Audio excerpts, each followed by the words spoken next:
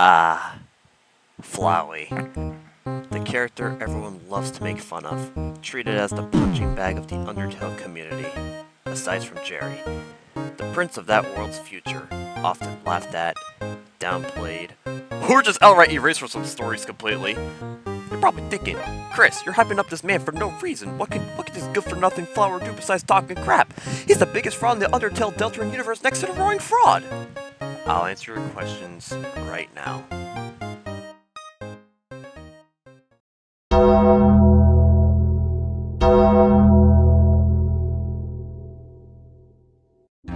Okay, we'll be scaling Flowey. Now, before we even continue, remember all those power scaling terms? Attack potency, durability, hack, etc.? I want you to forget all those terms right now. Get it all out of your system, because we are not using that! Out of your system yet? Good. Okay, let's continue. So, Flowey, the prince of this world's future. You already know him. Formerly known as Asriel, got jumped by humans, died, came back as Flowey. His abilities consist of friendliness pellets, vines, and determination. The pellets. They dealt a total of 19 damage to a level 1 Frisk. To give you an idea how strong that is, a lore-accurate Undyne the Undying deals a total of 15 damage to a level 1 Frisk.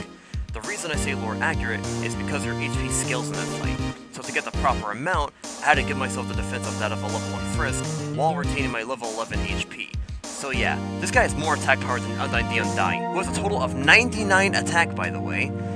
So, after a little bit of modifying Undyne's attack stat, I managed to take 19 damage per hit, which led me to the conclusion that Flowey probably has a total of 16 attack.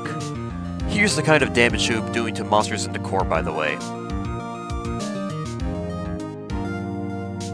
With power like this, he says that he still wasn't able to get past Asgore. Honestly, it must have sucked to land those criticals, to be honest. Not only that, but this guy can still make undodgeable attack patterns. So if you ever fight this guy, yeah, start praying for safety, stay on this man's good side, unless you can tank his hits enough to take him out. Now for his vines, we only see him use them once in his normal state in the True Pacifist room, which he uses them to seal the elevator shut. There's also the possibility that he pushed the elevator up himself, since Frisk never makes any input on the elevator himself.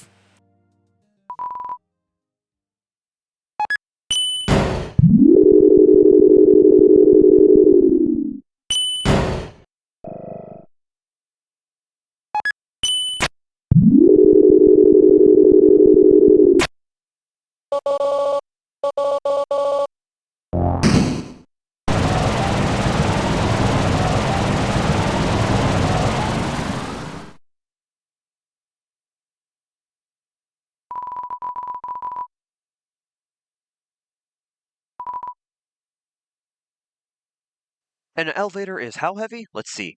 How heavy is an empty elevator? It generally falls between 1,800 to 5,000 pounds. My guy can lift! And now finally, his determination. You already know what State Determination is able to do in Undertale, but instead of yapping about it, I'm going to give you what Toby's canon definition of determination actually is. Right here. From the dog himself. Determination, the resolve to continue, the will to live, the refusal to give up or die. In some cases, creatures with too much determination cannot die. And the one with the most determination, the underground, gets the ability to save and load. Creatures with too much determination are unable to die. Remember that now, that will be important later. But yeah, that's what determination truly is. Unfortunately for poor Flowey over here, his determination's outmatched by some kid with jaundice. Now, his defense. It's kinda hard to give him a specific number, since we never really see how much HP or defense base Flowey has. All we really know is that he was able to survive a fireball from Toriel that's also strong enough to knock Asgore across the room. He never really shows us how much damage they took, and we never really see what Asgore's HP was after that, so it's rather difficult. Hey, come to think of it, I'm no expert, but Flowey's a flower. He took a hit from a fireball and came out unscathed. since we see him again in the ruins at the giant hallway looking just fine. Doesn't Toriel have the type advantage? A fire type move against a grass type move, and Flowey take the— Alright, jokes aside, he survived a hit that does like what, 3 to 4 damage? Not too crazy, I think, okay.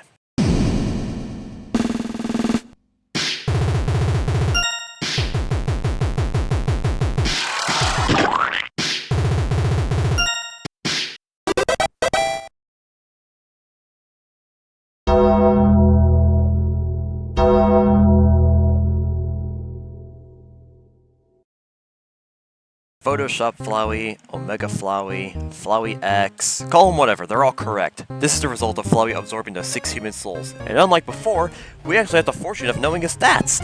Golly, I can't wait to check them. Huh. Guess his HP is his only stat. Now, he does showcase a level of violence of 9,999, but we know that the maximum is level 20, so I saw this as a scare tactic from Flowey. However, I did have a theory that you could go past level 20 with the help of other souls, since leveling up increases your soul power. So theoretically, if you got one soul to level 20, and then starting leveling up the other one, you could possibly go past level 20 to a level 21. But that's just a theory, don't take this literally. Flowey over here now wields enhanced versions of his previously mentioned abilities, now with the inclusions of flamethrowers, nukes, these weird virus things, Venus Flytrap, Mouth Blaster, Human Souls. Jesus Christ, that's a lot. He also takes control over the game as a whole, shutting it down at will, changing its name to Flowey Tail, you get the idea. I don't think I need to go into depth as much as base Flowey, since most of his attacks are quite self-explanatory. When fighting Omega Flowey, your stats don't matter since you always deal and take the same amount of damage. It doesn't matter if you're level 1, it doesn't matter if you're level 20, Flowey's defense and determination overpowers Frisk. Does not like any save and load again, but he now has access to 6 different save files. Taking all that into account, without calling out for the souls to help you, he's basically unstoppable. His defenses are too strong, and even if he did somehow manage to defeat him, he can just reload and try again. Unless the souls decide to rebel against him, which is literally his only weakness. Since without calling for help, every single attack onto him deals only 1 damage. Once again, it doesn't matter how strong you are. Omega Flowey is in a league of his own.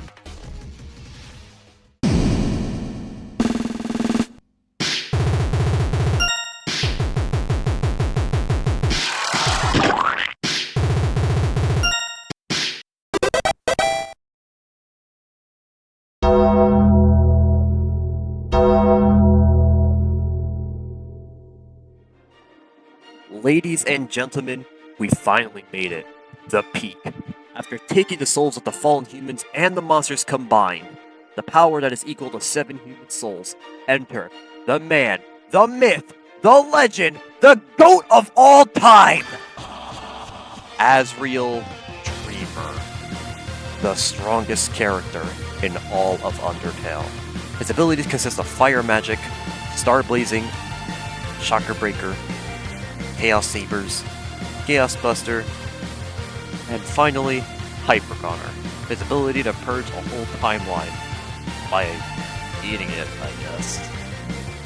As for Asriel's determination, it is at its peak here, as he now meets the threshold for invincibility, as well as the fact that he has infinite stats across the board. Infinite attack, infinite defense, Asriel cannot be killed. And if that wasn't enough, Asriel can still transform, with his presence alone being enough to destroy the whole world around him, as well as paralyze those nearby him. Not only that, but Asriel manages to take back control over the timeline. I mean, look at this. You can't reach your save file anymore, and he's taken back control. And if that's still somehow not enough proof for you, I'll cite from the official Legends of Localization once more. Alright, page 250. During the final battle, Asriel corrupts the souls of Santa the Fire, with this new power, Asriel immobilizes the main character and takes control over the save memory. This becomes clear when the player reaches out to the save file, only to fail. If y'all still don't believe this, y'all cannot read. That's a little fun fact there.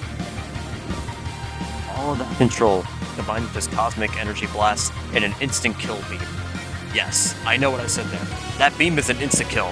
The only reason Frisk survives that is because in that moment, Frisk 2 meets the threshold for invincibility.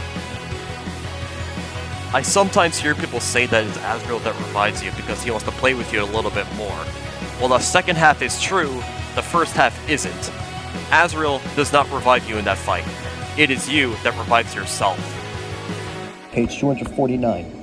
If Asriel defeats the main character in battle, the same heart-shattering scene plays out again, but instead of the usual game over screen, the heart piece is recombined and a new message appears. Toby explained that the short sentence carries two separate meanings. It's a pun, but it also literally means refuse to die. And in the Japanese, actually, it says now that it won't be broken, but the earlier version says that the soul couldn't be broken. This, combined with all this from Toby's direct input, this is your power, not Asriel's. Asriel and Pacifist are the two most determined characters in the whole game.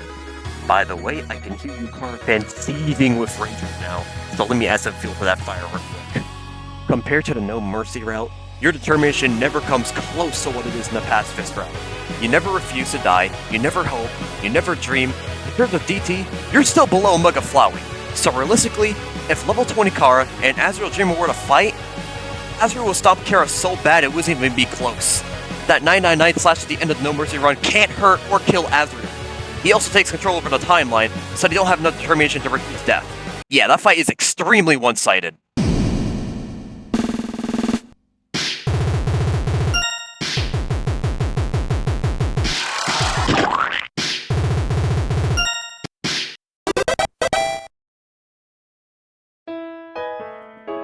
So, yeah, that's Flowey. Hopefully just open your eyes a little on Flowey's power. If you have any disagreements or counter-arguments, go ahead. Let it all out. Kara is still getting smoked by Asriel, by the way. You literally cannot argue against that. Now, this is the part where the video ends. Wow, I have no idea how to finish this. I made an animation a while back. You should go check that out.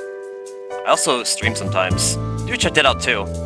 Also some UTPR content, I guess. But yeah, that's it.